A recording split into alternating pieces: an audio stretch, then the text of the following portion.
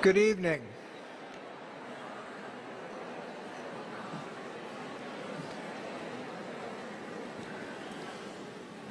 Before I begin my introduction, I would direct you to the program where Gordon's bio is well described.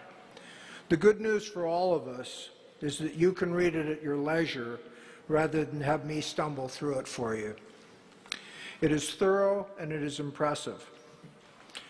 Now, my name is Tim Kerr, and it is my honor to introduce my friend Gordon Neufeld. I've been fortunate to know Gordon for over 20 years. My first encounter with him was with my then girlfriend Sylvia.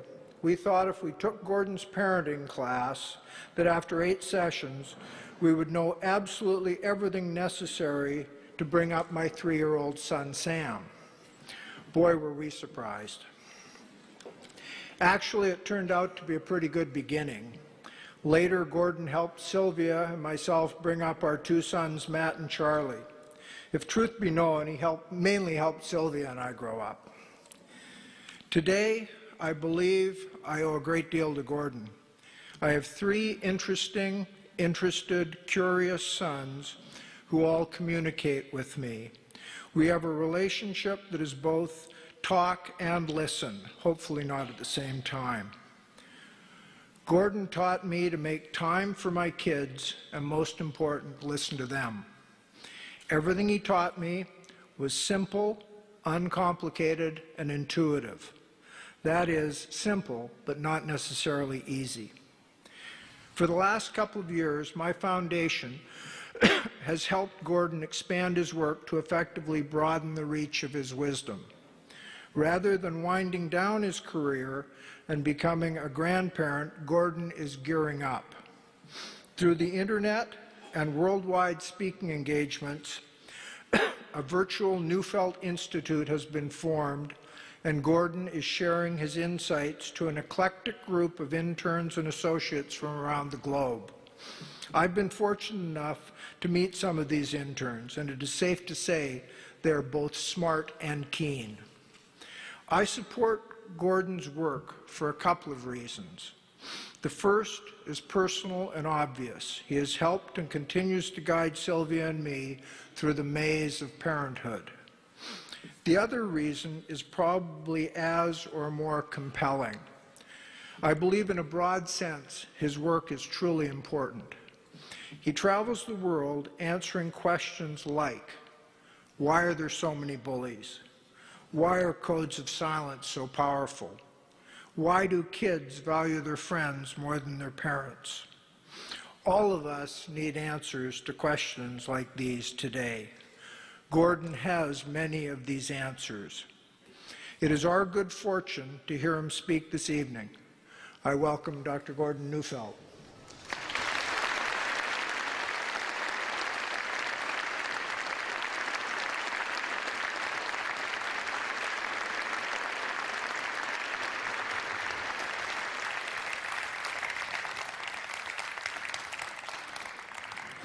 Thank you, Tim, for your warm, generous introduction, and thank you for your welcome. It's wonderful to see this house from this end, not just the other. I'm used to being on the other side. I must admit, though, that there was a part of me that was wishing for a really big snowstorm so that I could be delivered from this moment. But there's another part of me that would have been keenly disappointed because after 35 years of trying to join the dots, a picture has emerged that I need to talk about. And so thank you for giving me the chance this evening to talk about that picture. I hope I can give you a glimpse of it, put it into words. It's always hard to put pictures into words. And this one is particularly difficult, and I'll go into this as we go further into this. It's not that the knowledge isn't intuitive, but intuition is knowledge without words. And in our society, that isn't enough to be able to inform our practice of parenting and teaching. We need to become conscious now of certain things that we never needed to become conscious of before. Culture was able to take care of a lot of things through its tradition, through its rituals. And now, as we know, society has taken an economic turn. It serves the dollar rather than relationships. And so we're left having to become conscious of things that our parents and grandparents never needed to. And that's what I want to talk about tonight.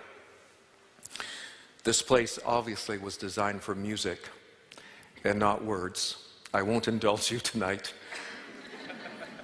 That would certainly spoil it.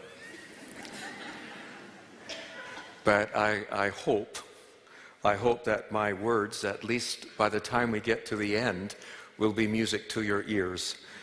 Although I'm sure at the beginning there'll be a discordant note or two, or a melancholy note. But it is what I'm sharing with you tonight. I believe every parent and teacher needs to become conscious of if we're going to be an instrument of change in our society. I'll introduce the topic tonight. What I want to talk about is context. The role of context in parenting and teaching. Now, context is that which is usually invisible. We don't think about it. We don't necessarily have to be conscious of it. But depending upon context, it can very much change the response that is evoked in us. Now, to put it simply, the context for parenting and teaching, in most simple terms, is a child's relationship to those who are responsible for them. The whole context for raising a child. This seems so simple when said. This should be so obvious. And yet it doesn't inform prevailing practice today in parenting or teaching. You can read book upon book upon book, listen to expert upon expert. There's not a course in our universities today in teaching that actually focuses on the student-teacher relationship. The single most important thing that we should be aware of, somehow we are blind to. I'm not sure what causes that blindness. Maybe we were never meant to know about this. How do you spell out relationship? It's very difficult. Maybe it's because it's right underneath our noses, and we can't see what is underneath our noses. There's a blind spot there. It's simply too close for us to be able to make sense of. It seems to me that when we do see it, it becomes so self-evident that we see it all over the place. It screams at us from the rooftops, as I find it screaming at me. I promise not to scream at you tonight. But it becomes so obvious when you see it. Now, I know that I am, in a sense, preaching to the choir here this evening. Although I also am sure that some of you had your arms twisted by well-meaning friends and acquaintances. It's what I want to do is to be able to simply contribute to the opening of eyes, to give words to that which is usually intuitive, to something that should resonate. And that's what I hope to contribute to this evening. Let me go. Before I begin, I'd like to just take a look at the term context, because I'm going to use it as a theme as I unfold the material this evening. Context literally means con, with, text, the words. What comes with the words?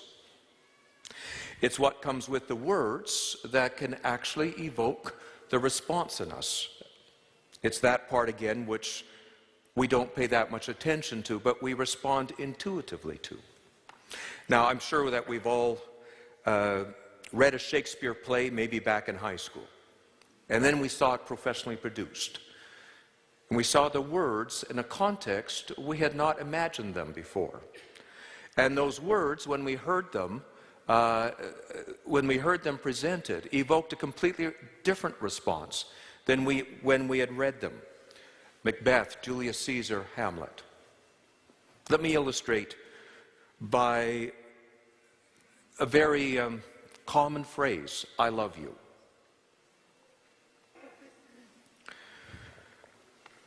I love you, said by a boy to his puppy, said by a grandmother to her granddaughter. I love you, said by a 3-year-old for the very, very first time to his mommy. I love you. Said by one spouse in the midst of some marital conflict. Said by a high school coach to a 14-year-old girl on his volleyball team. Said by a complete stranger you suspect of stalking you. I could go on and on and on. You get the picture, right? You get the picture. It evokes a completely different response depending upon context. And I'm going to change it a bit. Instead of that which comes with the words, we're going to look at that which comes with the child. That which comes with the child, to parenting, to teaching, to the action, to the scene of the action, is most important in determining the response of that child. And that's what we have no words for. That's what we only have intuition for.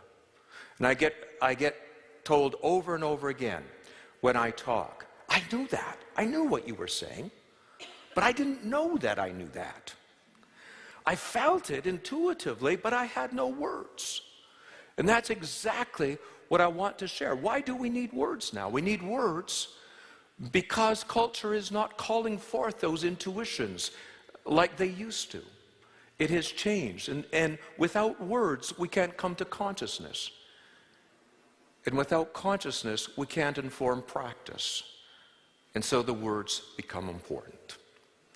And so it is that which I want to talk about. It's that which comes with the words, but not the words.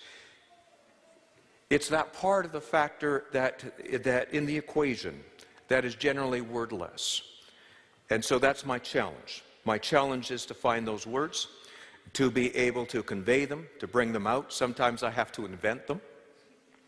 Because again, it's so close to us, those words simply don't exist for us. And so that is what I'm going to try again. And I'm going to take 3 common actions in parenting. 3 common actions in parenting and teaching.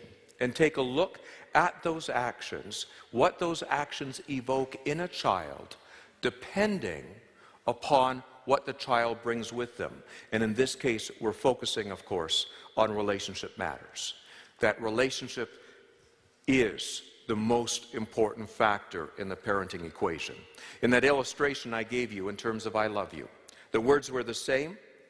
In each case, the relationship was different. And it was the relationship, because the relationship being different, that would evoke a different response in the listener, in the recipient, and so on. And so these 3 illustrations, or these 3, in a sense, actions. First of all, to give direction. That is our responsibility as parents and teachers, to give direction to children. We start, time to get up, time to go to bed. Eat your vegetables. Pay attention. Turn off the TV. In school, we give directions about what to study, why to study, where to study. All of those kinds of things. Directions all the time. We're giving directions, and rightly we should. It's our responsibility to give directions.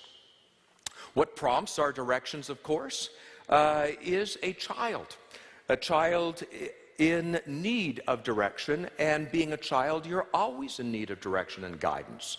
So this is one of our primary responsibilities. If you would look at how much of your interaction is actually giving directions. You're actually telling a child what to do, what to think, how to think, where to go, all the time. Can you imagine being in their position? So what prompts us, as I say, is seeing a child in need of direction. What the focus is on the parenting literature is how to do it. As simple as you can, as concise as you can, as clearly as you can, and as consistently as you can. You've all heard that over and over and again. And you've got to give the directions so they can be followed. So there you have it. Many books saying the same thing over and over again. But basically, it is in terms of how to give direction to your child. Now, this particular interaction usually happens in a certain setting, in one's house. And we do feel that that is what gives us the responsibility, and it certainly does. In my house, I ask you to. In my house, in our home, you need to. And so it gives us both a responsibility, and many times we also feel it gives us our right. It entitles us to. Or, alternately, in my class. How did you like that? Want to see that again? There we are. In my class. Sometimes I have fun doing these kinds of things. You know, it's just, okay, can I play for a while? And so on. In my school, in my classroom, you will do this, you will do that, we will do this, and so on and so on and so on. Again, we certainly are responsible.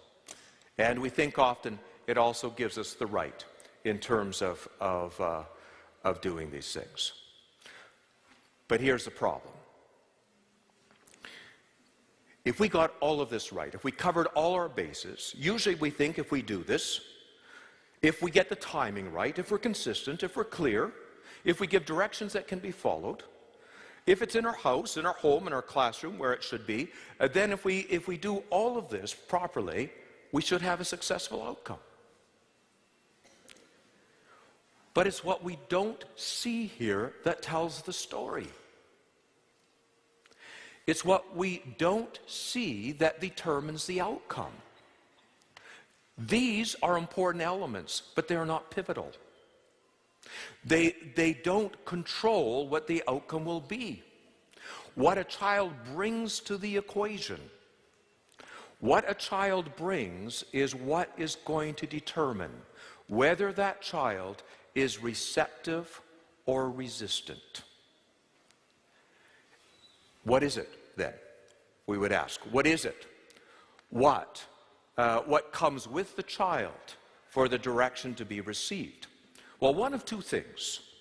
In joining the dots over the years, one of two things. It's quite simple, really. The first is that the child must be using the adult as a compass point. Must be getting his bearings from the adult. Having a sense of when he's with the adult or the person giving the direction, it's that he's not lost. That he, in a sense, is at home. He has a sense of where he is and following directions. But here's the thing, that a compass point is not declared by the person giving the directions.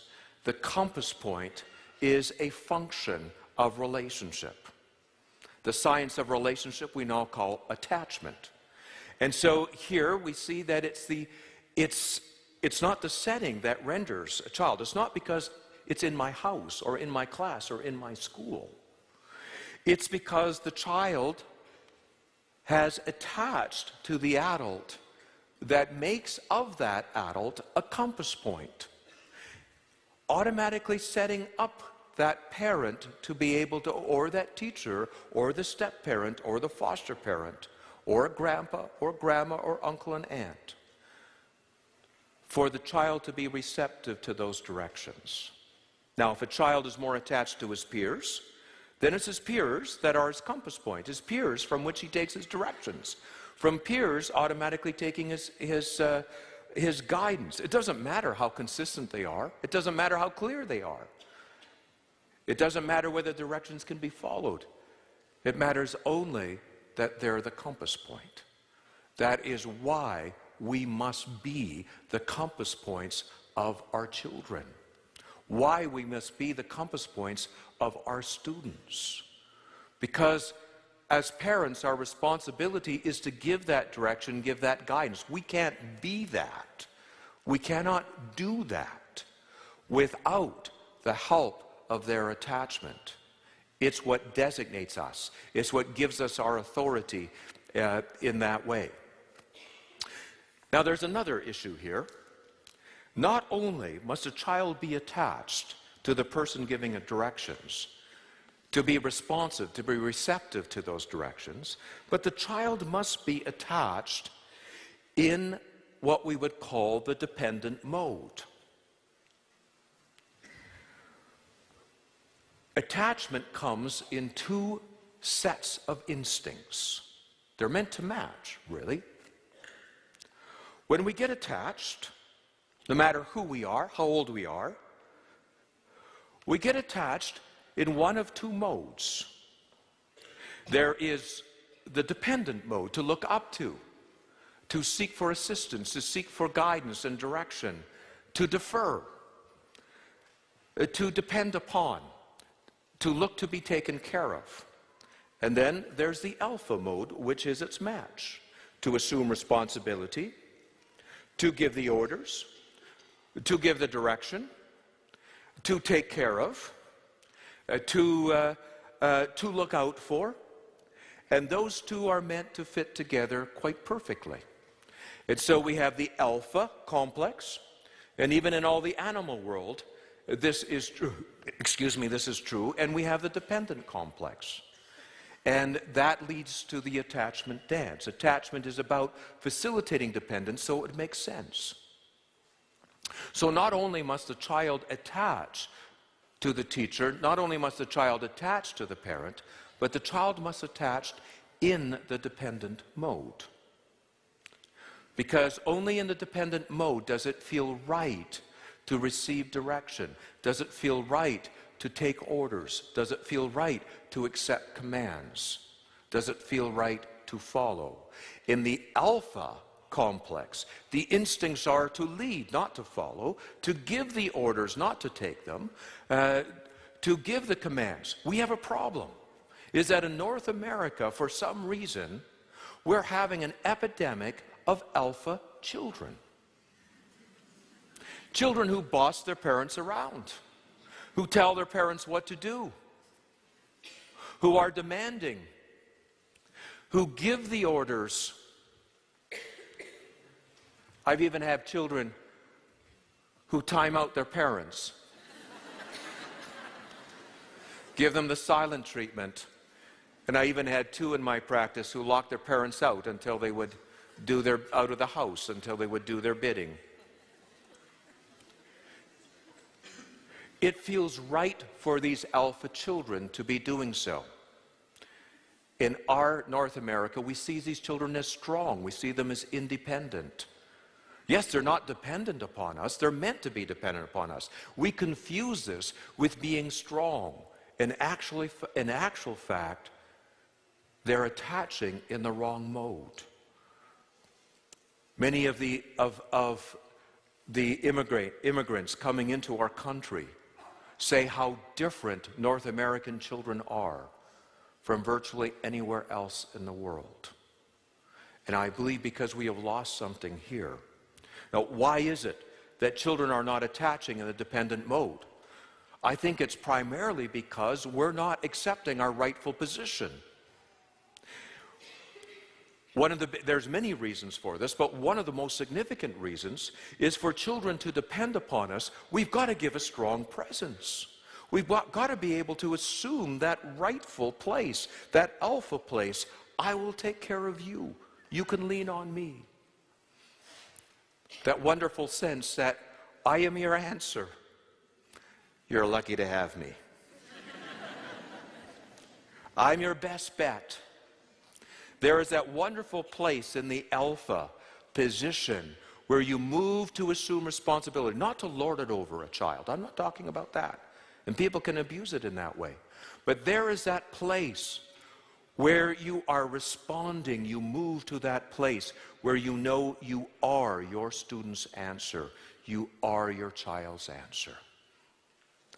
I believe that as parents and as teachers, and I see this all over in terms of teachers too, we have now moved into the dependent mode ourselves.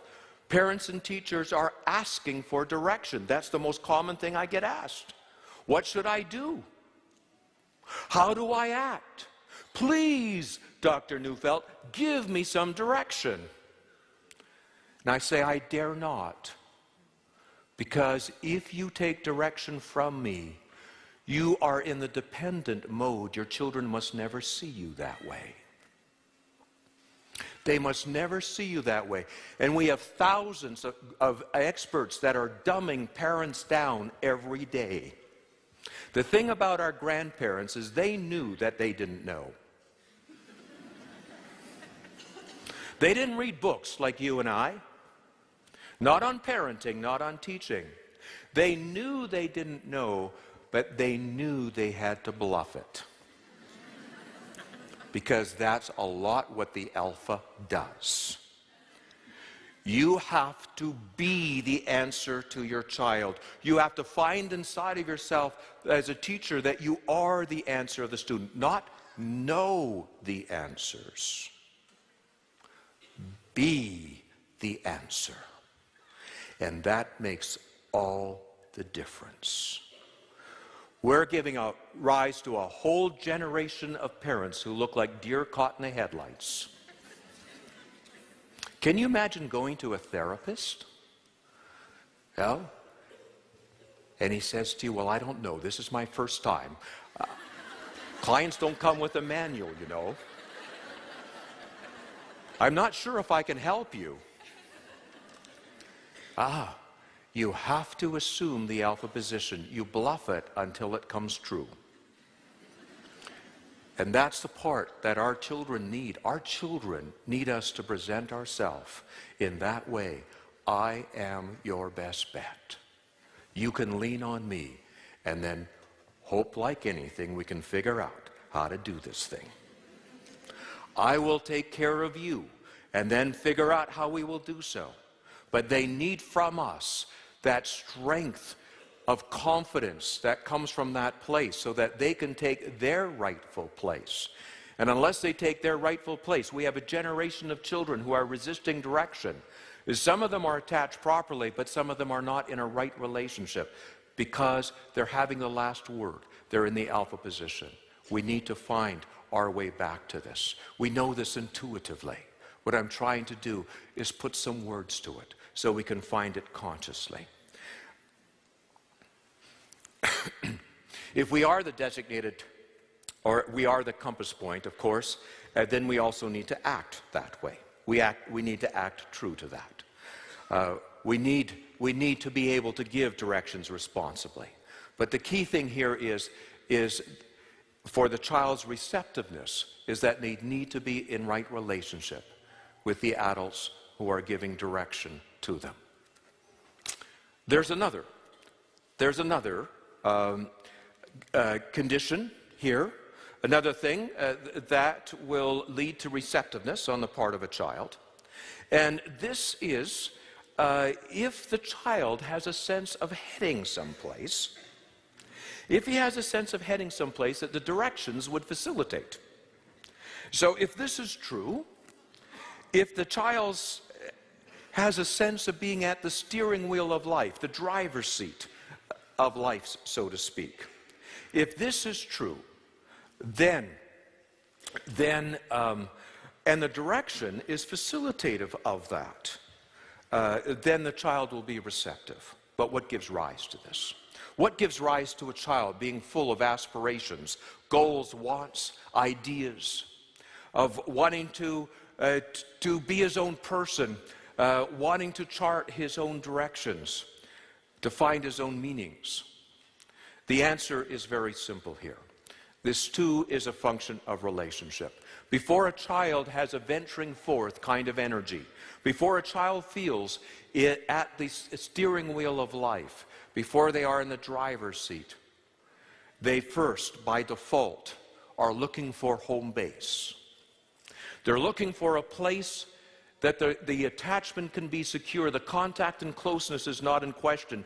They need to be able to take that for granted. I always know when I meet a child who's curious, who's venturing forth, who has aspirations that truly come from themselves, who is emerging as a viable person with their own meanings, that somewhere in this child's life is somebody who is playing home base. As somebody who is actually taking the role upon them of making sure the contact and closeness is secure, that nothing will come between, allowing themselves to be taken for granted in the sense of the connection, of mattering, of significance, so that nature can change gears and the child venture forth. As soon as home base is not secure, the first thing the child does is scramble back. There's many children today who are preoccupied with trying to find home base. And of course, if children are attached to their peers, their home base is continually insecure. They can never go anywhere. They become more preoccupied.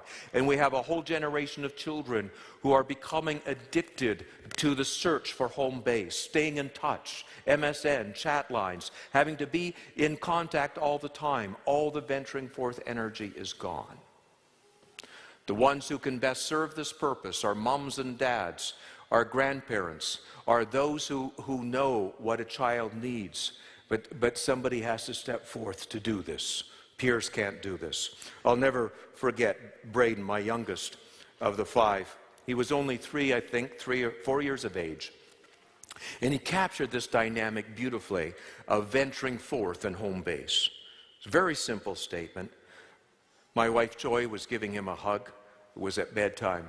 And he said, "Mommy, when you hug me like that, it makes me feel like I can fly." Mommy was taking care of home base. Mommy was taking care of the contact and closeness, so nature could make him want to fly. Venture forth. How do we get a venturing forth child? We give them a home base. You can't make it happen. You can't push it. You've got to give them a home base. Back to the scene of the action here. So, receptivity to direction then is a function of relationship, pure and simple. Directly, it is a result of the child's being in right relationship with whoever is giving directions. Not only attached, but attached in a dependent mode. It renders that child receptive. Or indirectly, a product of another relationship, someplace where somebody is serving as home base. The child feels secure, can take it for granted, and now nature can get on with the energy of being able to venture forth.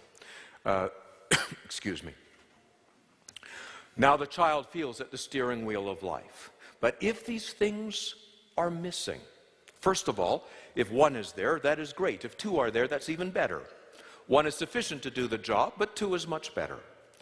But if both of these are missing, there is neither one or the other, then we have a problem.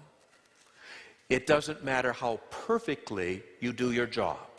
It doesn't matter how clear you are, how concise you are.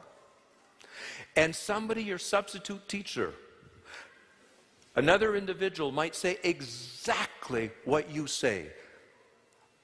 So many times parents are saying, well, just tell me what to say. Give me the words so I can know, model them for me. It's not that at all. That's not the pivotal factor. It's your child's relationship to you that's going to determine the outcome, whether it's resistance or whether it is receptivity. The default setting for children, in terms of direction that is actually resistance. That's the default setting. It is for most of us. If anybody pushes us around, tries to tell us what to do, we get our back up. Unless, of course, we're attached to them, or we were going in that direction in the first place. But other than that, we balk. If they tell us to hurry up, we feel like slowing down. None of us takes kindly to what feels like coercion, and it always feels like coercion when we're not attached or when we're not going in that direction. The name I give it is counter-will. I talk about it a lot, my teachings and my writing. It's an absolute significant dynamic. Interesting enough, there was no word for it in the English language. And I had to go to a very old German theorist, long time ago, he's long dead, at the turn of the last century to find the term counter-will. Very simple. I remember my first conscious experience of counter-will. I'm sure I had lots before this time, but this was grade 2. Now, I've got to give you a context here. Grade 1, and I'll talk about this in the book, grade 1 was Mrs. Ackerbrook. If you read the book, you'll have been introduced to Mrs. Ackerbrook. Wonderful. I gave her my heart, I fell in love with her, I was loyal to her, her wish was my command. I took her directions, I was receptive. And I thought that I was a very good boy because of that, and I thought that I was a smart boy, but it was most likely probably because I was so attached to her. Then came grade 2. And I'll never forget my first experience. The grade 2 teacher was orienting us, giving us directions. First day of class, I believe it was, if my memory serves me right. On the board, she was listing her set of expectations. And on this set of expectations, she wrote, in terms of the board, in that wonderful Maclean's printing that she was modeling, etc., is that I do not want to find anyone playing tag on top of the desks. It had never occurred to me.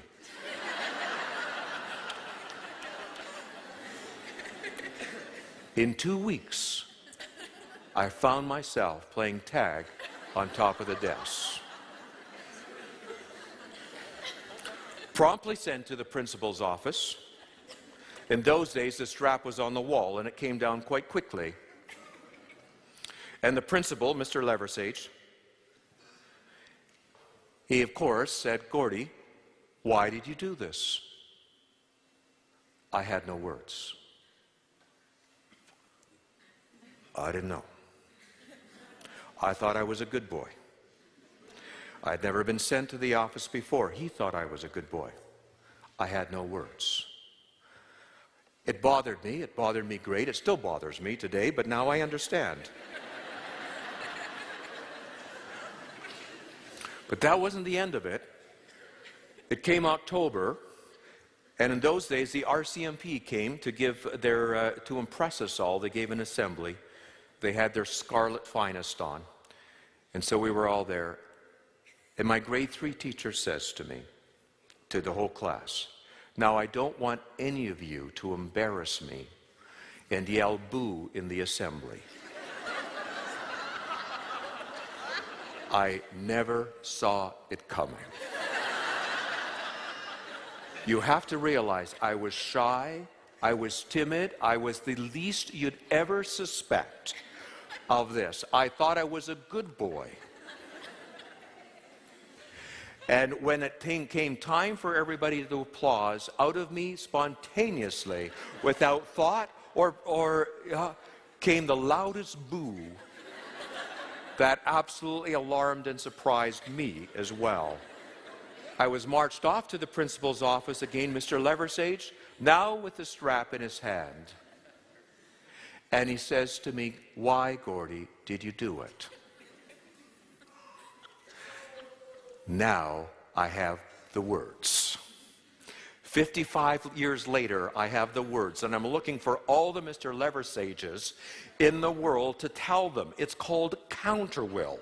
It's very simple. When somebody orders you around, tells you what to do, and you don't like them, it makes you feel like doing the opposite.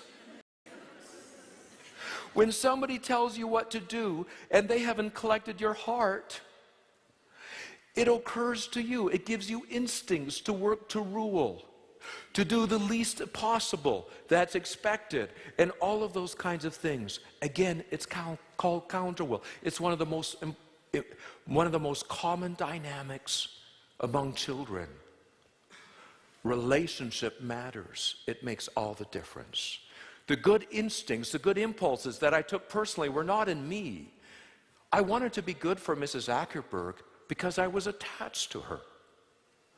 When my grade 2 teacher asked me to do things, it actually caused the opposite reaction. I don't know if she was any worse teacher than Mrs. Ackerberg. The difference was that I was not attached to her. Now what happens? What happens when we expect resistance from our children? When we don't get what it is, or when we anticipate the work to rule campaign, the doing as little as they have to, when we anticipate oppositionality, when we anticipate all of this, there are one of two reactions. Some start backing off, and we have permissiveness. Permissiveness, not giving direction, which is irresponsible as parents.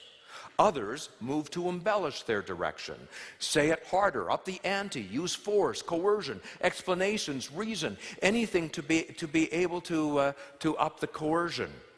The problem is, if the relationship isn't there, it just makes matters worse. The greater the coercion, the greater the resistance.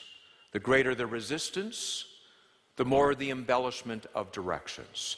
And now we're in a place in parenting and teaching where we have become preoccupied with this process of how to get a child to do your bidding. The answer is not in how to. The answer is not in the setting.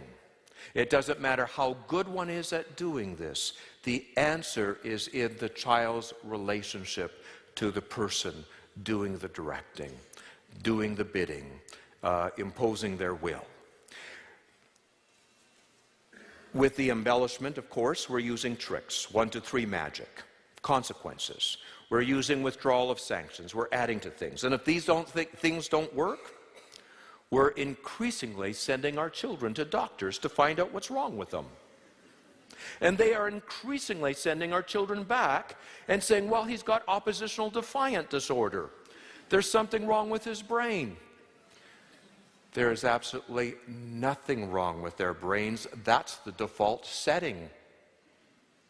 There is something dreadfully wrong with a society who thinks that we can boss children around, tell them what to do, when we are not their compass points. We've got to be able to become the compass points of our children. We have to become conscious of this. Culture isn't doing this for us automatically anymore. Not connecting children to their grandparents or their uncles, their aunts, not even their step-parents or their foster parents, and they're falling out of attachment with their own parents. And then we run into trouble. Again, it's our questions are wrong. We're asking, how do I do this? When we should be asking the question, more is, how do I win my child's heart? How do I preserve the sense of connection? How do I get the kind of relationship that leads to receptivity in a child? Well, I'm going to go on to a second scenario. I'll move through a little bit quicker now. This one, though, is a very significant one, confronting with futility. We do this all the time. We don't call it this, and so I'll explain it a little bit. When we're confronting with futility, and by futility, I mean anything that is outside of the child's control, any reality that they cannot change, any restriction, any lack, any decision that is out of their control, circumstances and so on, laws of nature. You could go on and on and on. There's no more. I said no. That's all the story. There's all the time there is tonight. It's time to go. I can't let you do this. And on and on and on. Every time that we put into a child's face something which they cannot control, something they cannot change, this is where we are confronting with futility. This is a very important process, very important. Humans are the most adaptive of all creatures, but they don't adapt unless they have something to adapt to. And so we are the ones to present them with that reality. You're having a baby brother. Mom and dad are splitting. Grandma's sick. Your sister decided no. And on and on and on, we present all the futilities, all the things in their life. And intuitively so, it's our responsibility to foster this adaptation. It's a significant part of parent and teaching. We must do it. We should do it. In our home, there are restrictions, the lacks, the rules. And of course, in school is full of it. Much of what we call discipline is part of this process. When we withdraw privilege, we say, what I can do, and you can't do anything about it. We're confronting them. We're putting that futility in their face. When we give a consequence, we do this. We're putting that futility. When we send them to their rooms, we do this. We confront them with the futility. All of this is confronting with futility. Again, the focus is what provokes it, is usually a child in need of changing. That is, a child needs to change in some way. They need to come to terms with a reality that they're up against. They need to accept something. They need to change the error of their course of action. And so what prompts us is seeing their need, and we focus on how to do this, although again it's not called by this name. I think it's important to see what the real interaction is, because then we understand the purpose it is, and it's meant to play in human growth, in human adaptation. It's meant to promote adaptation, and adaptation here in psychology or developmental psychology means deep change. It's that process by which we become changed when we're up against something we cannot change. It's a process by which we come to accept reality. Not only that, but come to be resilient. We learn that we can live with this. We can accept this. We can deal with this. But this requires adaptation, not just superficial adjustment. This requires adaptation, a very, very important, very, very significant process. But it depends upon what a child, again, brings to this equation. It depends upon what the child brings to that determines the outcome. We could do all of this perfectly. And I don't believe that we're doing things much differently than what parents and teachers have been doing for years. But it's not working out as well. And it's not working out as well because we're losing the context. We're losing the context in which it was meant to work. Now, depending upon what the child brings to them to this equation, it can lead to either adaptation, the deep change we desire. A child learns his lessons or accepts a lack or restriction, accepts a sibling in the family, or the death of grandma, is able to deal with a restriction, or the alternative to adaptation is aggression. And we're giving rise to an epidemic of escalating aggression among our children. And so we know that there is something not working. Suicide rates have gone up fourfold in less than half a century among children. Their culture is being filled with attacking energy. Something is amiss.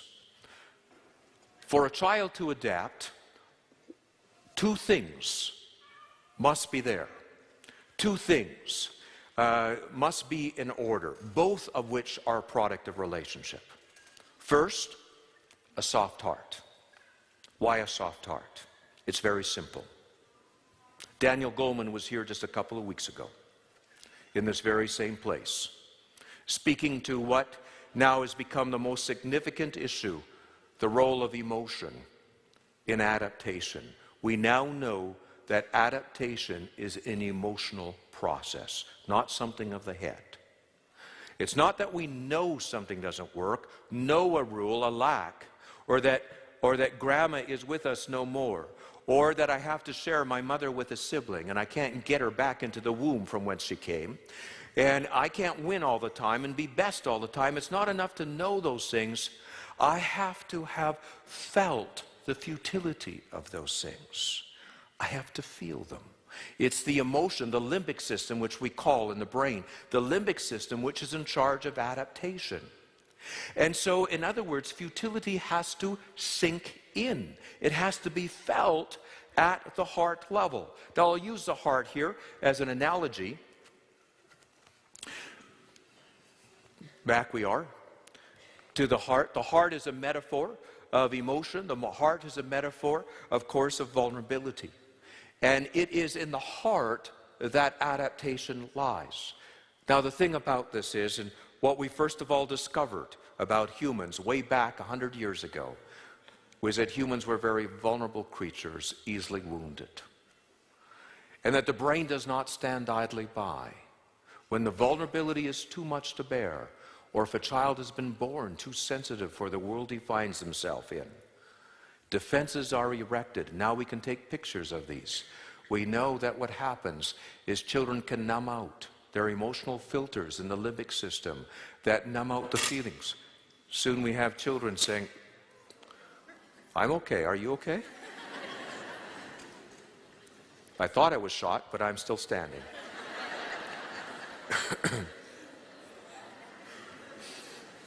Take a drink of water and hope it goes away.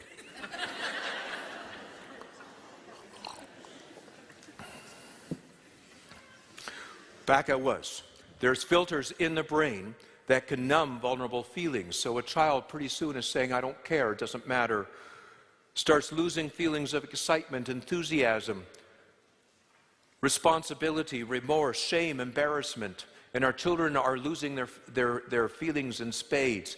And the first feelings to go are the feelings of futility. Inside, the feelings of sadness and disappointment. Those feelings are absolutely essential for the adaptive process. They are pivotal feelings in human adaptation, and our children are losing them. A deeper cut is when children can no longer see those things that would make them feel bad. Now children don't see rejection, don't see that they're not invited into somebody's company. They don't see trouble. They don't see trouble coming. And we're giving rise to many of these children as well. These are children who are numbed out, who are tuned out, who are defended against the vulnerability of their existence. We also know that the most common wounds that children experience are when they experience too much separation, whether it's physical or psychological, rejection, ostracization, not being wanted, not being invited. Too much shame, feeling as if there's something wrong with them. And of course, any one of us, if we felt too much fear, too alarmed, our brain could not withstand that and needs to defend against it. Most often, these defenses are just situational. But unfortunately, those defenses can get stuck. And the earlier these experiences, the more these defenses, a child becomes numbed out and tuned out. When I worked, first of all, it first started my professional career in the prison system, I was amazed. I was amazed at the degree of defense against vulnerability. Some of these kids had 80% less feelings than normal kids had. Now, we looked at their behavior. We call them delinquents.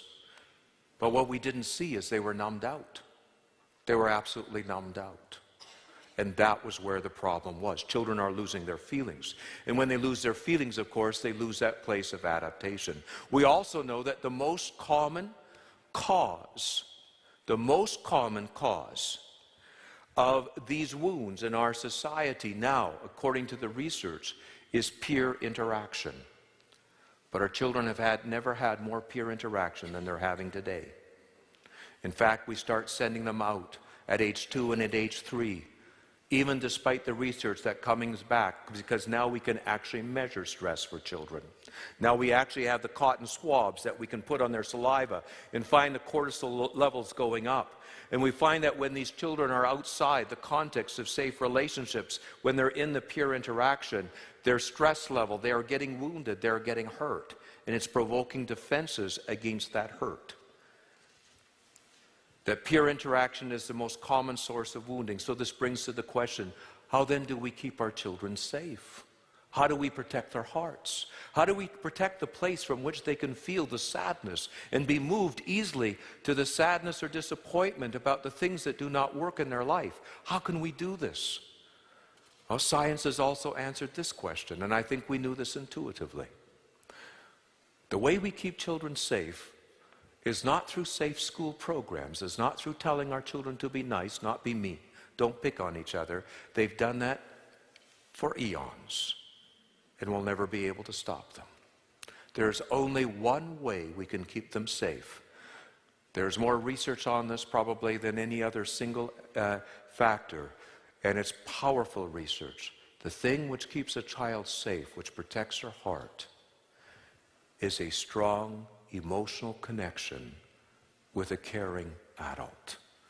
And the research says that in many cases that caring adult can be a teacher. It can be a grandma. It can be an aunt. One place in their life in which the child, that person matters so much. I am so glad Mrs. Ackerberg was that person to me, because in my school there was Nick, Jim, and Butch. I hope you're not here tonight.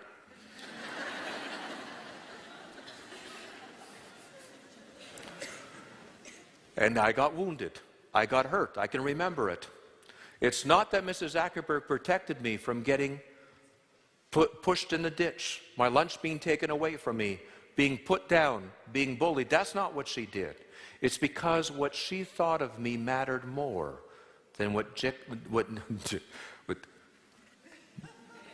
Nick, thank you, Jim, and Butch thought of me, that protected me from those wounds. Do you follow me here?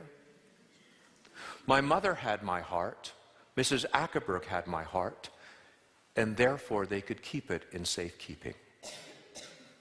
It didn't mean that I wasn't wounded. It meant that my brain didn't have to numb me out and tune me out.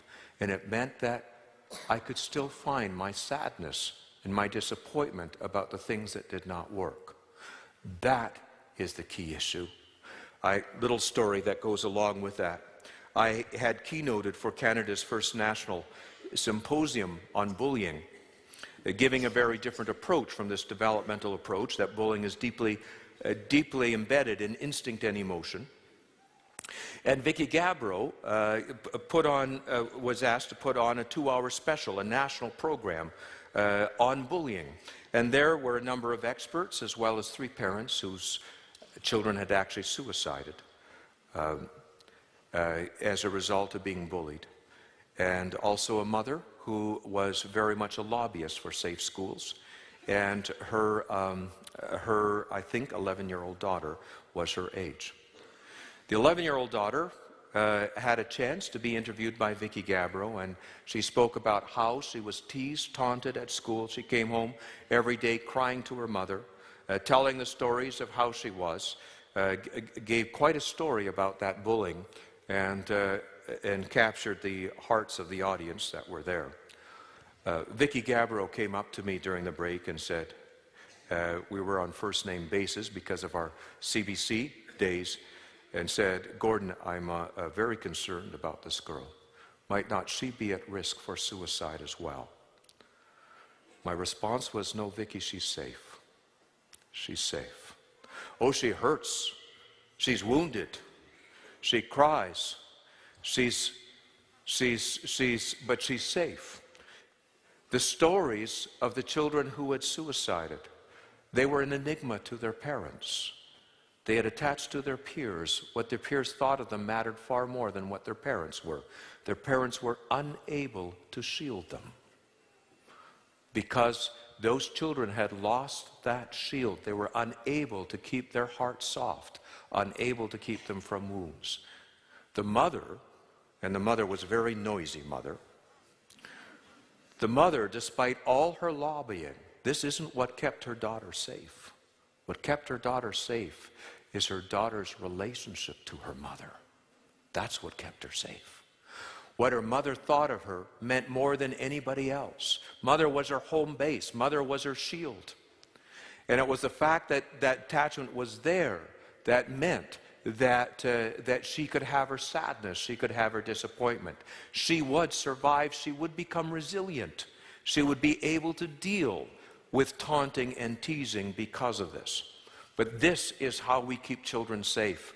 That message needs to be known in our society today, because we are spending millions and starting to spend probably close to billions of dollars on trying to make children be nice to each other, not be mean, not pick on each other, when we're neglecting the thing that is the most important thing of all. We've got to be able to win their hearts.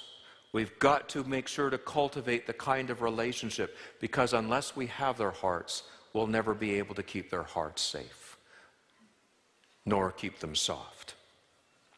We have to have their hearts before we can protect them. Let me go to the other part here. The other part is a safe place to cry. It's interesting, very interesting, that when futility sinks in for a young child, when a child is moved, comes up against something they cannot change. Mommy said no, and it's not changing. You know, there's a limit, there's a lack. They're up against something that cannot be changed. When it really sinks in for a young child, when they get it, and they're finally not fighting against the reality, it sinks in. What happens is when in the limbic system, signals are sent to the lacrimal glands, and the eyes water. The eyes water. And so tears have become a symbol of transformation. They are a universal symbol of a deep change. And when we're really up against the things we cannot change, we can't hold on to our loved ones, rejection, death, and so on, the tears, of course, flow, because as we up against that futility, that's how we adapt. That's how we become transformed. It's quite transparent with children. And now the research is coming in that children need to find their tears relatively much in their first 5 years of life if they're going to be adaptive by the time they go to school. That they can't win everything, be best at everything, that they can't always get their own way. But the point is they have to have their tears about this. So not only do they have to have access, a soft enough heart, but they need to be able to find a place where they can feel their sadness. Well, that too is a matter of attachment. What creates a comforter is attachment. We feel the safest to find our sadness and our tears with those to whom we are attached. When I worked in the prison system, of course, with a whole population of kids who had lost their tears long ago, and I'd often ask them, if you did find your tears, if you could find your sadness, do you have any place in your life that would be safe to cry? And most of them said no. Isn't there a grandma someplace? An aunt, a big sister, a mom, someplace? And many of them would say, no, there's no safe place to cry. We need a safe place to cry. I'll never forget Julian, my grandson. I would be grandsitting him from time to time, age 3 and age 4. And of course, I was needing to be responsible as an agent of futility, having to say no. Put up the wall, that's Grandpa's job, and so on and so on. And I could see that he was quite moved, but not to tears. It would be right, and he'd just be holding it inside of him. Now, he was very attached to me, but not attached to me enough to feel safe to cry. His mommy would come back, my daughter, Tasha, she would come back to collect him, and he would just make a beeline for her. Grandpa's so mean to me. And then burst into tears. My heart would go out to him, and I was so glad for him because he had a safe place to cry. Only one, but that's all we need. He's very much like his grandpa, only one, but it's all I need. But we need that place to find our sadness, to find our tears. We seem to have lost this wisdom in our society. We have become tear-phobic. We no longer know that sadness and disappointment are the keenest emotions, the most important part for this. Jung knew this. Carl Jung, when asked, what is the single most important emotion that is required to realize our potential as fully adaptive creatures, or some words like that? And he said, without a doubt, it's keen disappointment. We need to have soft hearts. We need to help our children have soft hearts. And give them the room, make it safe. In the absence of these things, back to the scene of the action here, what must be delivered to the encounter with futility here, rather, is a child with a soft heart and a place to cry. There we get adaptation. But if these things are missing, if these things are not there, it doesn't matter how perfect we are in giving this. It doesn't matter of confronting with this. It doesn't matter whether we've mastered the science of giving or the art of giving consequences, of withdrawing sanctions. These are ways that we push things, we push the futility of their course of action into their face. The fact is that we may do our part perfectly, but the bitter pill of futility can be one child's medicine and another child's poison, depending upon what they bring to them with the equation. If a child cannot access his sadness, that consequence, instead of bringing a child to adapt and learn his lesson at a deep way, that withdrawal of a privilege, that sanction, instead of being able to lead to a deep sense of resilience and bring that child to accept something they needed to accept, instead of that, it will actually make them mad. It will increase their frustration. It will elevate that frustration. Aggression is rooted in frustration, and when frustration doesn't turn to sadness, it leaves the child mad instead. And this aggression can build up and can take many forms. Self-attack, I'm so stupid I hate myself. Attacking others emotionally, I hate you. Physical attack, vicarious violence. And all of these things are increasing among children today. Why? It's not because we're doing things differently. There's always been all kinds of things that children are up against that they cannot change. But they have to have their sadness to become truly adaptive, realize their developmental destiny. Otherwise, they get stuck in mad. And our children are getting stuck in mad. It makes them want to hit. It makes them want to strike. It makes them want to smash something. And then their language becomes mad. Their music becomes mad. Their games are full of attacking energy. Why? Our children have lost their tears. Our children have lost the softness that moves them easily to feel the sadness about what doesn't work. Our children have lost the place to cry. This is a matter of relationship. Not how we do this. This is a matter of relationship. And what happens is our favorite treatment for aggression. What's our favorite treatment for aggression? What do? We put them into their face more futility. See what I can do to you that you can't change? See what I can take away from you? See, now I'm not going to let you, I withdraw the invitation to exist in my presence until you shape up. We push into their face more futility. That's our favorite treatment, which gets what? More aggression. We have a vicious cycle going on. We're tripping over our own children. And again, are we doing anything differently than our forefathers? I don't believe so.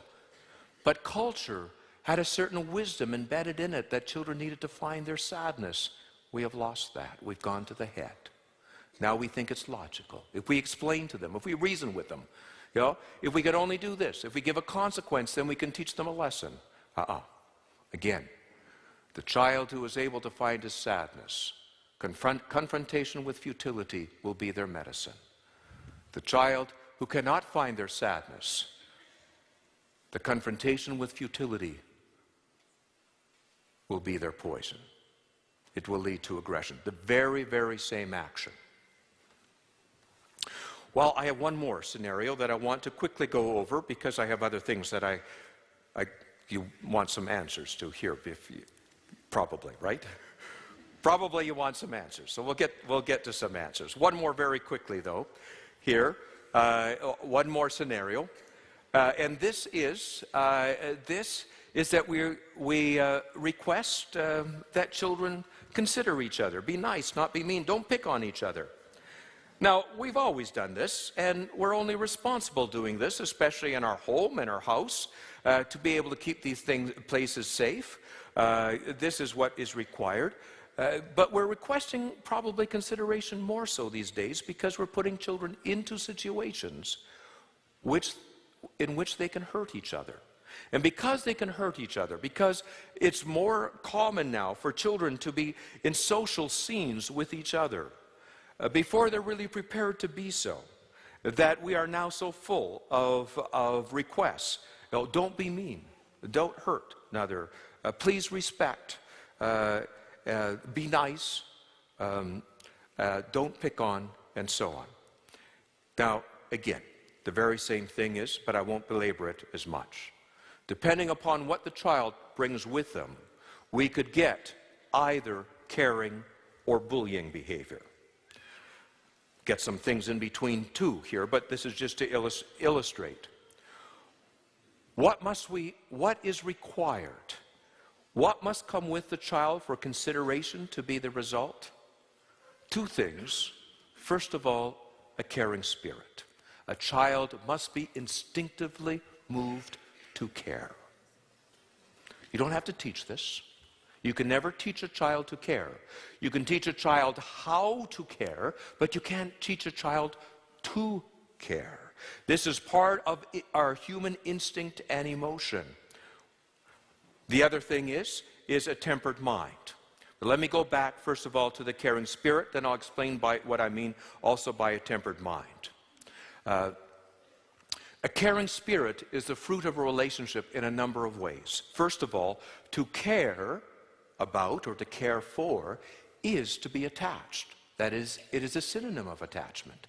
To be attached to an outcome of an exam is to care about that. To care is to be attached.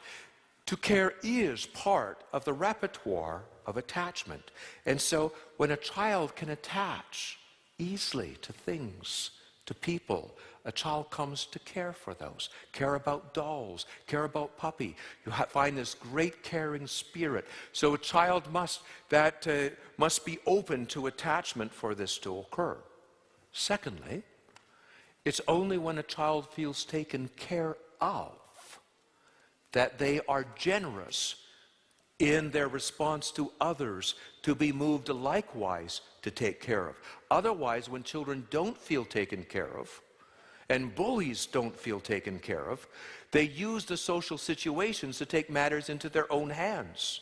The bully is about taking care of their own needs, to take care of themselves, and that always happens at the expense of others, at the expense of other children. And that's what is so odious about that. And so again, if we want to have children who are generous in their caring, it means that they need to have a place where they feel very taken care of themselves. Thirdly, to care is a very vulnerable experience because it sets you up for getting hurt. And so to care is a result of having a soft heart. The Care Bears got that right. You have to have a soft heart. How do you have a soft heart? Well, a soft heart is one who is shielded in a safe attachment with an adult someplace. That child is attached, so their heart can stay soft enough to be moved to care. And so it is a product of relationship that the child comes with. There's much that could be said about this. I do developmental roots of social responsibility for educators, and there's many, many nuances to this. But we must remember, first and foremost, that it's not something you can get from the outside. It is something that has to come from the inside, and that is a product of relationship. There's one more thing to this, is the child has to be, as we said, have a tempered mind. what does this mean, a tempered mind? Well, a tempered mind means that a child can have double feelings, mixed feelings, feel both this and that at the same time.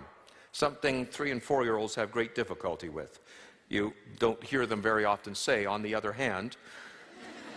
I feel rather ambivalent about this. I'm pulled in 2 directions. I have second thoughts. In fact, you'll know some adults in your life who have never said those words. They don't experience them. They are very, very important. It's when our feelings mix and we have double thoughts. I can feel both my sense of wanting to belong and yet to be my own person. I can feel both my frustration and my caring simultaneously, that we get tempered behavior and tempered experience. This is a result of the tempered mind. This is very natural development. In the brain, there's a mixing bowl called the prefrontal cortex. It doesn't even get wired up for action until about 5 years of age. That's why kids before that can't do that. But it has to be practiced to grow, and you have to have very vulnerable feelings for the feelings to mix. And so we now know that the limbic system is in charge of brain development, and a relationship is what generates the kinds of warm feelings that allow for the brain to develop fully.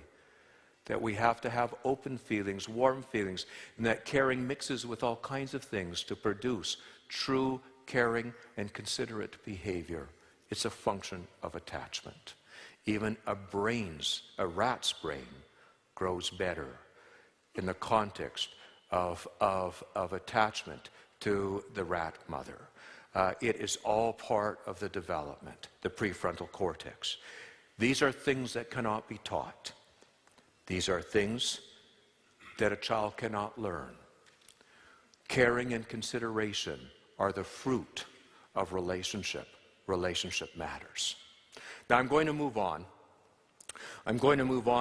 From here. The opposite, of course, is, first of all, just very quickly, is when these elements are missing, what happens is children are put into a situation in which their instincts are very different.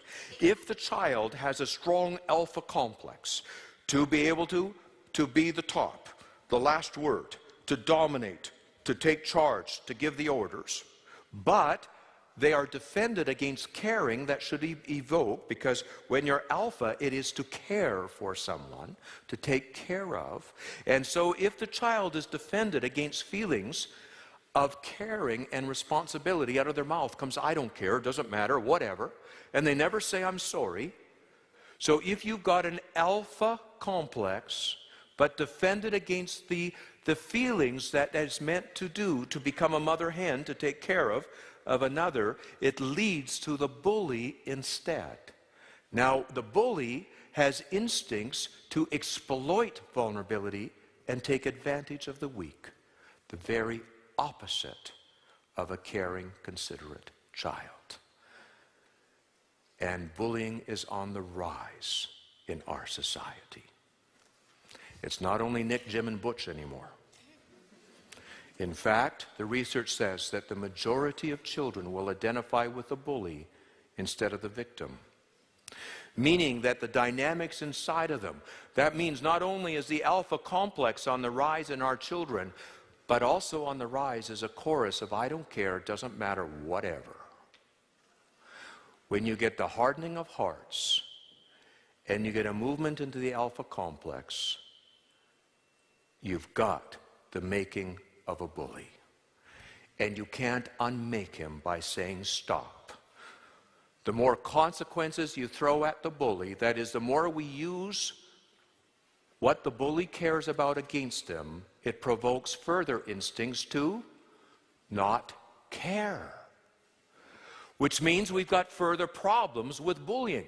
There is no behavioral approach that can work for it. No withdrawal of sanctions that can work, because they harden whatever doesn't soften the heart, hardens it further. The only answer is relationship. Only in relationship can we soften hearts. Only in relationship can we give them a sense of being taken care of. Only in relationship can we restore hierarchy. Can we restore caring and considerate? We need to melt their hearts. Now let me move on. To summarize this part of it, a child's attachments with adults responsible provides the context for raising children. We need to bring this into our consciousness. It needs to become the first principle of parenting and teaching. It's what every parent, as I said, ought to know, what every teacher ought to know.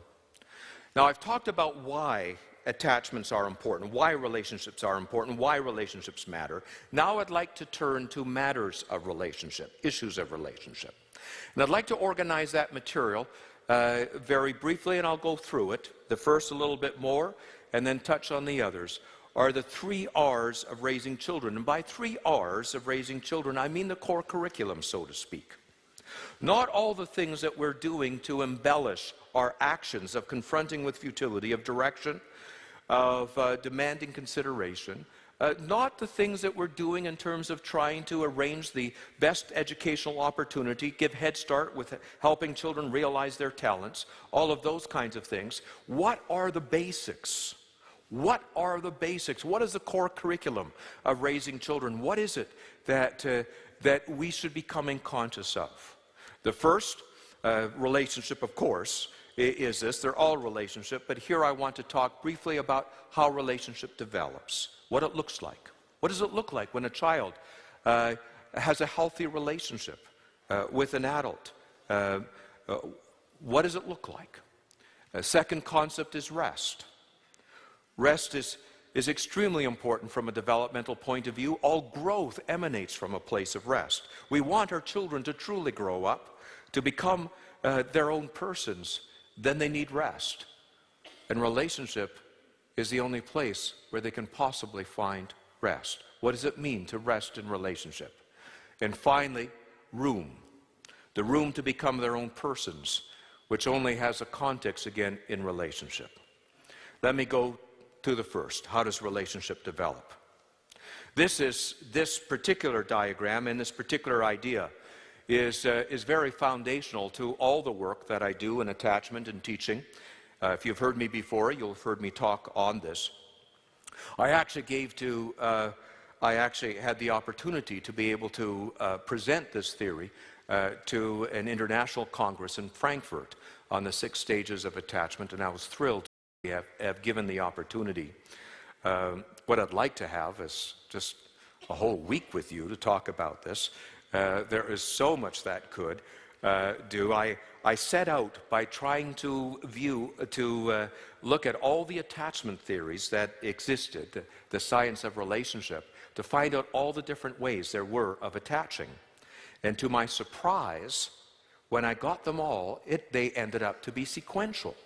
And so I looked at my case studies of orphanage kids, of adopted kids, and so on, who had moved lately into attachment, and it made sense. And I hope it makes sense for you this evening as I quite quickly unfold it. This is a plant analogy. A plant attaches through its roots. What we're familiar with is what is on top of the soil. But as any gardener knows, there's at least as much that is underneath the soil. And that what's underneath the soil is by far the most important part of the process, because that's where you get the nurturants to be able to grow.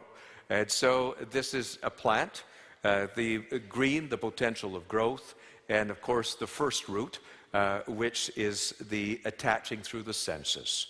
The simplest, the basic, the most profound, that we want to be with those to whom we're attached. You kind of sat next to them if you could. If you could. Maybe you didn't and you wished you would. But we gravitate towards those that we are attached to. We want to be in sight and smell and hearing, in touch, and all the things that means. A marriage is an attachment. That is, it's two people, hopefully, that want to be with each other. If not, well, we won't go there. But this is just the beginning. This is just the beginning. By the second year of life, if all goes well, and the child is experiencing a little bit more separation from mom and dad now, and now the energy when he can't be with moves to being like. Now the child wants to emulate, imitate, take the same form as, talk like, sometimes it's embarrassing, act like, dress like.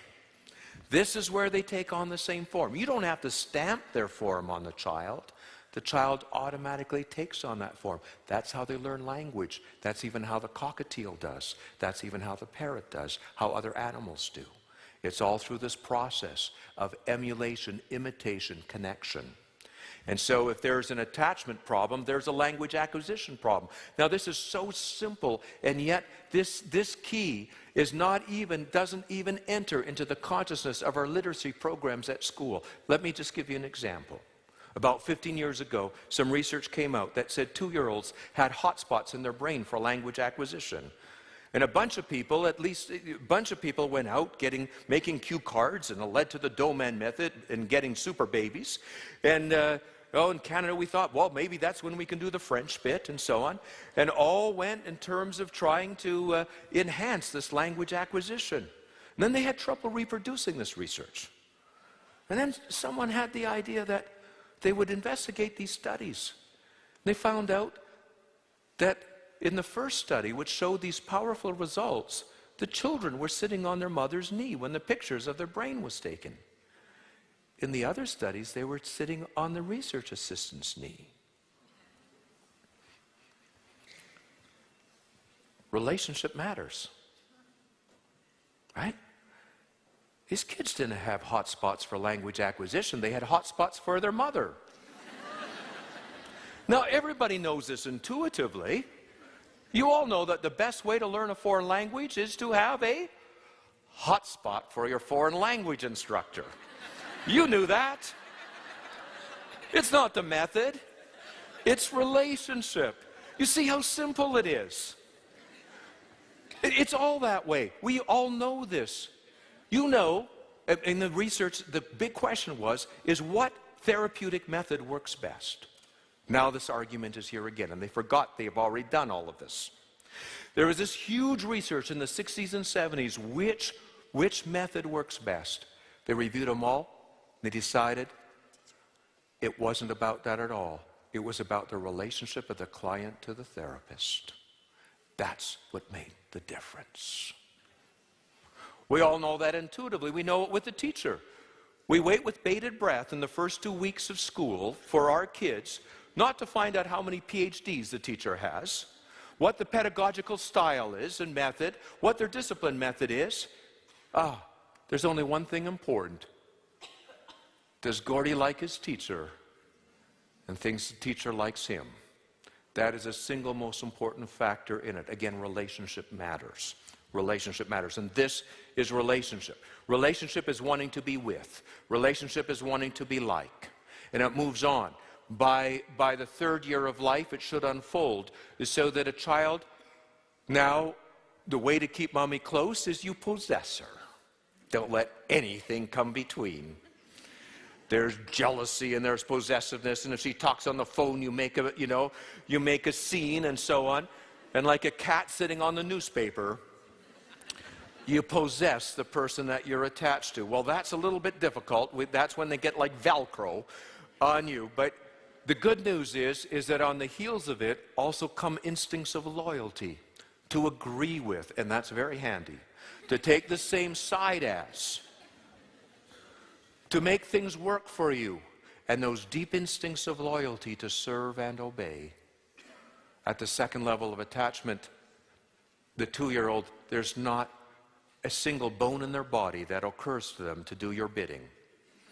That's why we call it the terrible twos. But by 3rd year of life, this should be there. And if it isn't, we don't have the context to deal with children. It's a matter of relationship. If it's very difficult for children to attach for whatever reason, they don't get to this far, we have great difficulties because there is no instinct in them to do your bidding, to agree with you, to be on the same side as you. And that's dreadful trying to work with a child like this. Do you know how many children do not feel as if they belong to their parents or their teachers? I didn't belong to my grade 2 teacher. She didn't have my loyalty. My grade 1 teacher did. It's a matter of relationship. But it goes further. Attachment is very vulnerable business, so you have to have a soft heart. It has to open up. By the 4th year of life, it should occur to a child that mommy and daddy hold close that which they hold dear. And so the 4-year-old wants to become dear, to be significant, to matter to. They love stories in which they are told of how special they are, how mom and dad could hardly wait till they were born. They eat those stories up. The 2-year-old just sits on your knee. That's all it's, the 4-year-old wants to know that they matter, that they're important, that they're significant. This is a sense of significance, but when you want to matter to somebody, you can get deeply hurt by any sign that you don't matter to them. This is deeper now, but this relationship goes, now the child can glean more nurturance, but then comes the really good part. If everything is going well at this place, then by 5 years of age, if everything unfolds, some earlier, some later, fortunately it's never too late. I've seen this happen at 50 and 60 years of age. Is that everything goes well and it's safe enough, the limbic system gets fully involved, and the child gives his heart away. If he is attached to his kitty, he now loves his kitty. If he's attached to his grandma, he loves his grandma. Hearts are on his cards. Hearts are everywhere. He's given his heart away. This word we call love in many, many ways. And if this all unfolds and the child doesn't get hurt too much and can withstand the vulnerability involved, then the 6th stage involves sharing what is in your heart with others. This is called psychological intimacy. Now we feel close to those who know us best, who we share our secrets to, who listen and understand. This is relationship. The more parts of attachment are there, the healthier the relationship. For marriage, for friendship, but especially for parents and for teachers. If I didn't have the hearts of my children and my grandchildren, I wouldn't be able to be the father, a grandfather I wanted to be. It doesn't matter that I taught parent-child relations here at UBC for many years. It doesn't matter that I may be considered the leading articulator of the developmental approach. In Canada, it matters not to Sinead, to Kiara, and to Julian. Do you follow me? None of that matters. What matters is their relationship to me is what gives me the context, what gives me what is required to be able to do this. That is why it's so important, the full attachment. But we need to make it easy for them.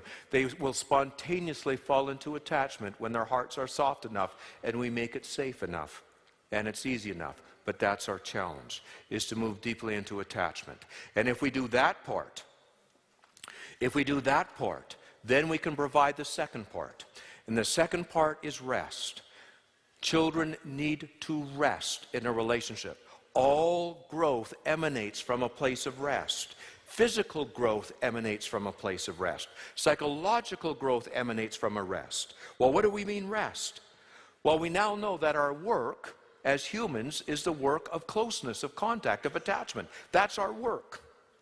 And so the default setting is to make relationships work, to try to hold on to mommy and daddy, to try to preserve the connection to peers and so on. For that to be released, for a child to be released, to move on, to becoming their own person, for that to be there, somebody has to take responsibility. Children must never work for our love. They must rest in it. But unless the relationship is there, they cannot rest in it. We have gone to a practice of parenting and teaching that makes them work for the contact and closeness, that puts them in charge of the relationship. I can't be your friend if you're going to be like that. Off to your room. I withdraw the invitation to exist in my presence until you come into line. And we make them work at keeping us close. Well, we might get more compliance, but we get a deeply restless child. And we're giving rise to a whole generation of children who are restless to the core. They do not rest. Our yearning as parents and teachers, our yearning as grandparents, our yearning as uncles and aunts, for our nephews and nieces, whatever it is, but as parents, our yearning should be to give them rest. Because when we can give them rest, when they can rest from working at keeping us close, when we take that alpha position and we say, I am the one who is going to make sure that nothing, honey, nothing can separate you from my love. You can rest in it. when we do this, when we don't withdraw our affection or our invitation to exist in our presence when there's a problem, when they are at rest, their developmental destiny will unfold. Their growth will become spontaneous and automatic. I always know when I see a child who is truly growing up, becoming mature, adaptive, emergent, and integrative being, I know that somewhere in their life, someone, an adult, someone the child is attached to deeply and vulnerably, has been able to give them rest, has been able to provide them what they need. Rest is absolutely essential. One of the ways of giving a child rest is to make sure that we provide more than what is they need. You hear sometimes people say, well, don't pay any attention to him. All he wants is attention. Well, what else is there to want? And if we see a child who wants attention, why wouldn't we give it to them? Why wouldn't we meet these basic needs of affection, of attention, of mattering, of significance? The fact is we must provide more. Those of you who have heard me speak or read in a book, I share this example of Tamara, my oldest now. I think she's 37. She's here. I won't ask her. She's 7 years of age. She was bright then. She still is. And we had this little interchange, this little I love you thing. She said to me, Daddy, I love you. Had that question mark in the back. It's meant to get an I love you too. It's like a little hook, fish, and you send it back with So I said, I love you too. And then there was this moment of pregnant silence. And she says to me, in childish wisdom, Daddy, if you really loved me, you would have said it first. The males here will recognize this as female logic. But it's true. It's true. Now, it didn't mean I had to say it first, but it meant that she was in charge. Do you see that? She was in charge. I needed to seize the lead. Oh, Tamara, I had to have a bigger I love you. Or I had to trump. It had to be trumped. You always have to give more for there to be relaxation. A person comes and asks you for a hug. Well, here's a hug. No, I need a hug. Here's a hug.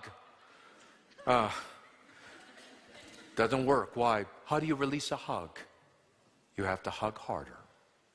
That's always the way it is. The role of the parent is to give more than what is pursued. That is the only way a child can rest. The only way. And if we can give rest, then our next challenge is to give room. If the relationship is there, we can give the rest. We can find a way of providing for this child, and there will be growth. There will be growth. And our next challenge is to make room for budding individuality, for a child to become his own person. Now, nature takes care of this themselves.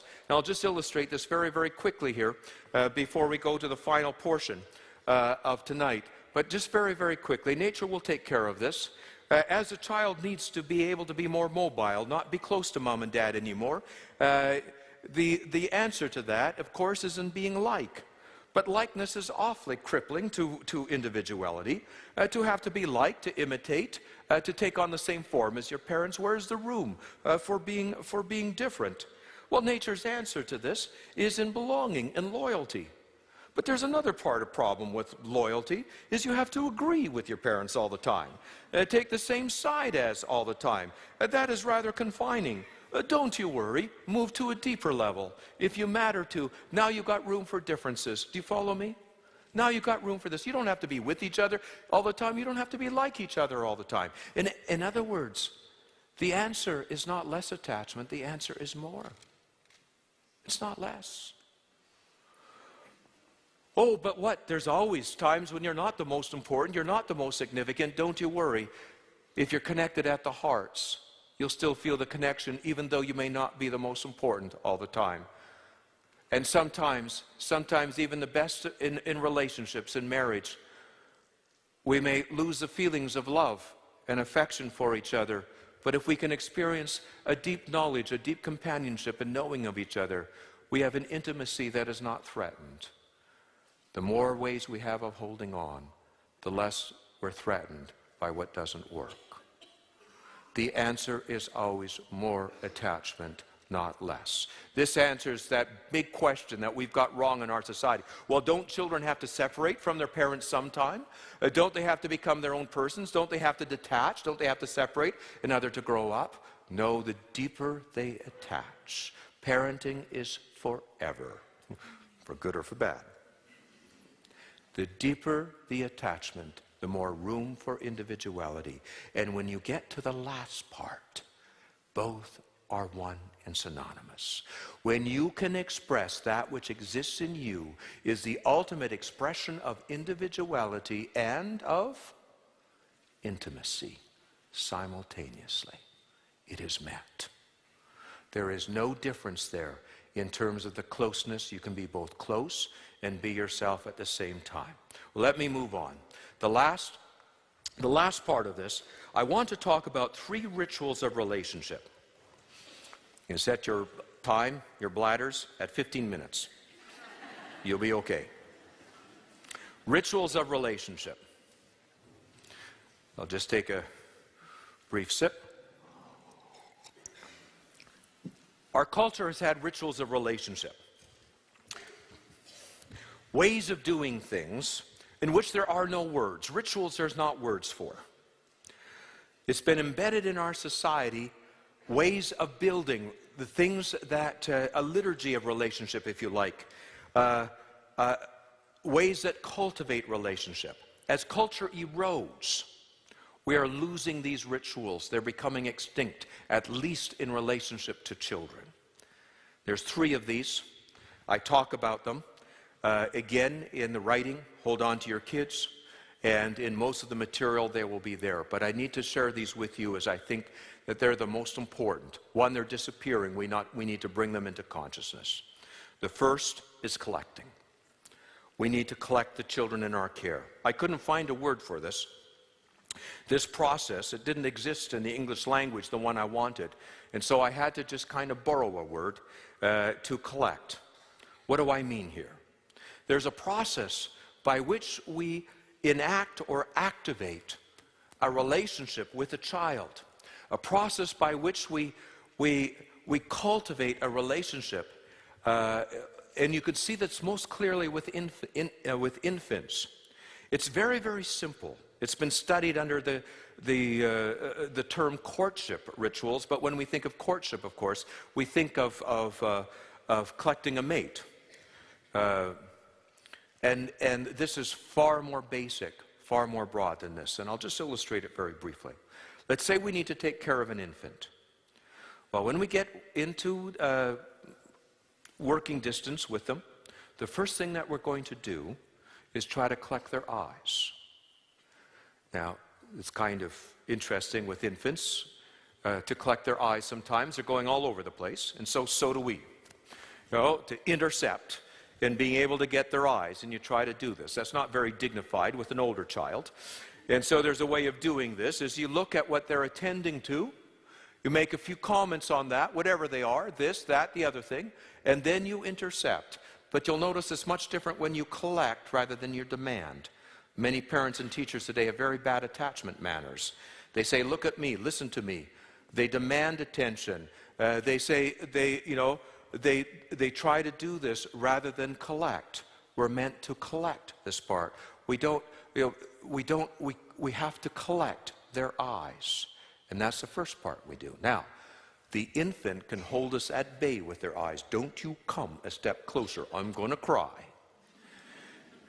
The eyes are incredible. They give the most very basic invitation out. Even a baby, an infant, will either invite you into her presence or keep you at bay. That's phenomenal. That's instinctive in all of us. That's the fundamental invitation. Now we need to get that invitation to come close. So what do? We got to get those eyes to smile. Well, what do you do to get them to smile? Well, if nobody's looking, what don't we do to get them to smile? Smiles beget smiles, and so we work at that. And then most of us have a great repertoire that we can pull out to get the smile. And it feels so good when we can get that baby to smile. Right? So we've got that invitation. Now, for good measure, if the child's a bit older, we're going to try and go for a nod. Nod's a very good symbol that somebody's already agreeing with us. And so nods beget nods. And then when they're older yet, we ask them inane questions like, oh, do you really like that color? Is that what you're doing? And etc. And oh, it's really cold outside, and something like this, but we got to get a nod. Now, what I've described to you is the essence of the greeting ritual. When you met somebody here today, when you came that you knew, you try to get their eyes, a smile, and a nod. Well, look at, aren't the rhododendrons pretty outside? Yeah, nod, just things like that, right? That's what you were doing. This is the essence of a greeting ritual. In every culture, the greeting ritual is the basic ritual of relationship. It builds it, it activates one is there. It makes it active as that relationship. We start with infants. We need to collect our children. You get in the child's space or face in a friendly way. You collect the eyes, the smile, and the nod. Now, when you try to do that today, and let's say somebody didn't give you their eyes, or if you got their eyes, you didn't get a smile, and you didn't get the nod, the first thing that occurs to you is, what's wrong? Or move on. But what's wrong? In other words, the first thing you do is you go into assessment. And the first thing you look at is there anything wrong in the relationship? When was the last time we met? Did I say something wrong? Did I hurt the person's feelings? Do you follow me? Like, if we moved to collect our children and we found our teens, if we moved our 7-year-olds and our 9-year-olds, if we did this, we know we do this with friends, we do this with adults. We've lost the ritual of doing this with our children. If we did this with our children, we would know intuitively that there was something wrong. If you cannot collect the eyes, the smile, and the nod of your teenager, you've got a relationship problem on your hands. And if you've got a relationship problem on your hands, confronting with futility is going to get aggression. Direction is going to get resistance. Do you follow? Now it all fits together. You got a glimpse of the big picture. The relationship must be there, so you must collect. Now here's another little tip for you. You can work, if your spouses aren't here, practice this with your spouses. Just a little tip for you to give you something to take home, a little mantra. Before you say, honey, would you set the table, or put the dishes away, or do this, get their eyes, a smile, and a nod. Get them nodding first. And then put in your request. Collect before you direct.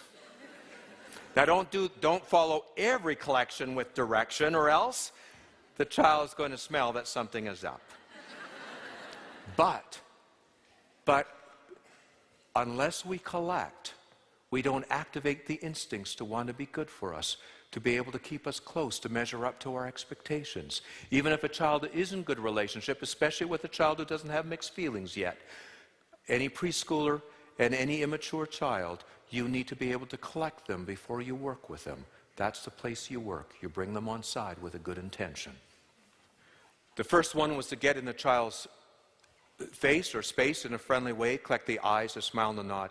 The second one is the part where we take our position as nurturer. We invite the child to feed at our table. We say, I am your answer. But it's also a test. With the infant, we try to get our finger into this little palm of the hand right over here. And what we're looking for is that little hand to close over our finger. Now, that's one of about 35 attachment instincts that a child is born with. What we're actually doing is we're testing to see, is that child mine yet? Is it workable? We're testing to see if the child is holding us close.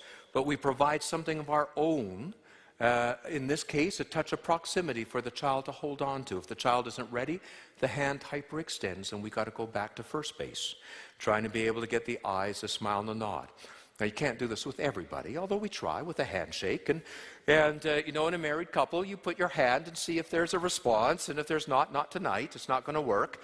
And there's various ways that we do. This is a little bit of a test, you see, that we find out if the attachment is working. If it's there, there's a response to it, and so on. And so it's two things. One, we're taking the initiative in terms of their relationship. Two, it's a bit of a test to see if the child is ours. Now, touch is only one of 5 different senses. We can touch with the eyes, the warmth of our voice, the twinkle in our eye.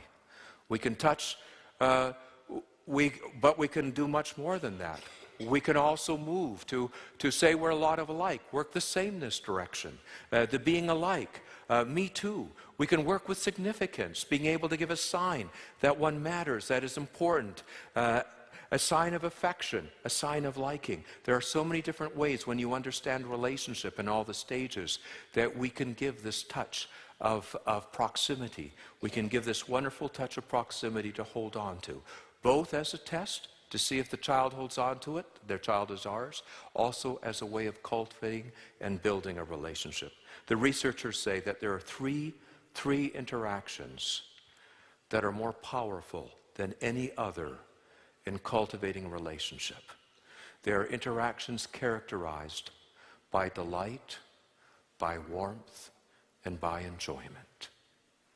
I like to think of it as basically giving the invitation to exist in our presence, the most significant invitation we could ever give to another human being. That invitation should be given generously, liberally, frequently to our children. They need to know that they are invited to exist in our presence. That is the most fundamental invitation we can give. And then we can get on to the part where we invite the child to depend. Our arms to the infant go out. And if they are ready, their arms come out and they're old enough to receive. And here we take the position of the alpha role. You can lean on me. I will take care of you. Your problems are my problems. I will be your answer right now. And that is that invitation that invites them to depend. Now, shouldn't we be concerned about independence? I mean, shouldn't we, after all, if they're toddlers or preschoolers or adolescents, shouldn't we be saying to them that don't expect me to do anything for you that you could or should do for yourself? If we give independence an inch, dependence an inch, won't it take a mile?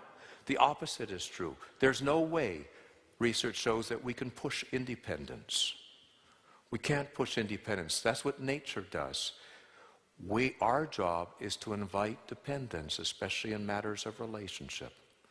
The research shows very concretely that the parents who say to their 2-year-olds, you can walk on your own 2 feet now, don't expect me to pick you up, have 2-year-olds that are preoccupied with being picked up. And the parents who say, come here, I miss picking you up, let me carry you, have toddlers who are preoccupied with walking on their own 2 feet. Such is life. Now, I'm going to very quickly go over 2 more in just a couple of minutes with these because I want to touch on them. They're absolutely essential. The second attachment ritual is what I call bridging what could divide. It is to the greeting, it is what we would call the goodbye ritual, except in English it doesn't translate very well. To bridge what could divide is when you are separating from your loved one. Not separating, I mean when you're going away someplace. When distance would come between you, when you can't be with. After a hug, a closeness, a ritual of closeness, your immediate response is to bridge whatever would come between. So you say, I'll call you from the airport. When I get to this place, I will give, it will be 3, whatever, to a little kid, 3 sleeps, and whatever it is, you always put the focus on the return. The whole issue, how do you preserve relationship? You bridge whatever would come between. You always put the focus on the return. Now, we do this with little kids in terms of, but we forget. That's the most important thing at bedtime. When they enter into separation, you put the focus on it. In the morning, we'll be doing this. When they go to school, and then I'll pick you up and we'll be doing this. We should be doing this all the way along, just like we do in our adult relationships. We bridge what would come divide. But the most important thing that divides us is troubling behavior. Problem behavior. I get asked over and over again, well, what do you say to a child who misbehaves? The most important thing you can do, if you throw in the infraction flag and you say this isn't good, that's not what I asked for, you know that's against the rules, the next thing you must do is you must bridge it. We're still okay. I'll still your dad. I'm looking forward to watching that hockey game with you tonight. I've got this plan for you after, and you show that you can bridge. The relationship goes on. And if you show the relationship goes on, you've said this isn't a relationship issue, this is just a behavior issue. But it's not enough to say to a child, well, Mommy loves you anyway. It doesn't work. You've got to be able to focus on the return. You've got to be able to bridge the divide. If you're a teacher and you have to send a child out of class, you put the focus on the return. I'm still your teacher. Well, okay, I've got this thing planned for you when you get back, and we'll do this, and you put the focus, and it says, we've survived.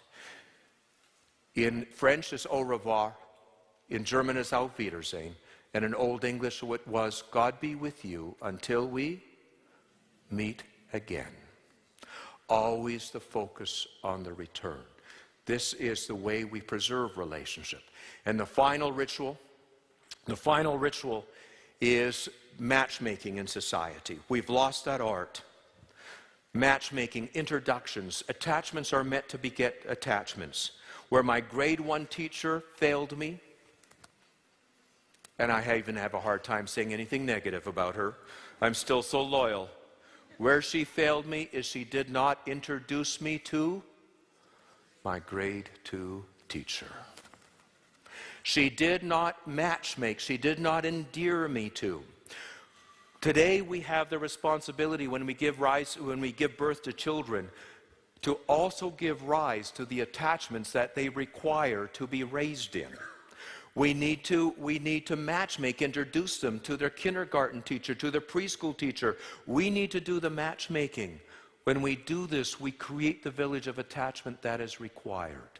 Today's parents and teachers are not endearing children to those who are responsible for them, and those who are responsible to their children are not introducing. These are two ancient rituals in society. This is what builds villages. These are the rituals of attachment. Again, we're losing consciousness of these. We wouldn't even have to talk about these things if culture was working well. But culture is not working well. And therefore, the things that we're doing that are no different than our parents and grandparents are not working as well either. Now we need to bring these into consciousness. We need to find out what is the essence of them. We need to collect our children. We need to bridge whatever would divide. And we need to be able to matchmake them to those who are responsible for them.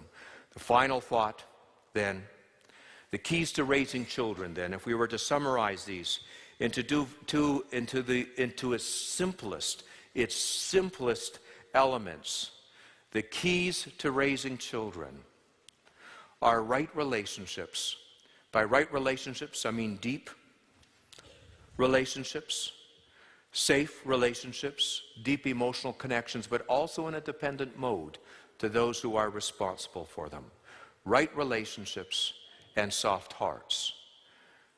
When children are not in right relationship, they don't have soft hearts. And when they don't have soft hearts, they don't fall into right relationship or develop right relationship. These two things, in intuitive terms, are the most important aspects in terms of parenting.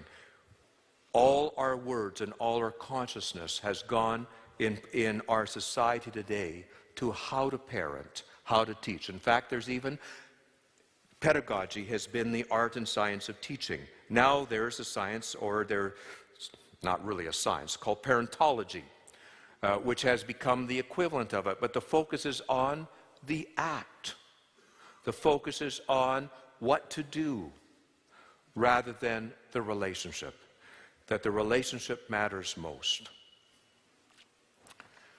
The good thing about relationship is it's never too late. The good thing about relationship is when it's there, for better or for worse, it goes on forever. But the relationship, again, is what we need to put words to, what we need to bring into consciousness. As I said in the beginning, I suspect that I have not shared with you anything that you do not already know, at least know intuitively. But I hope that I've been able to give you some words, that my words have been able to paint a picture, that being able to get a glimpse of the picture, we understand what our challenge is today. To be able to counteract the loss of culture by bringing into consciousness the fact that relationship matters and matters of relationship. It is my hope that as we open our eyes to that which is right underneath our noses, that our natural intuition as parents and teachers can be restored. Thank you so much for inviting me by your presence and for giving me a chance to speak on these things. Thank you.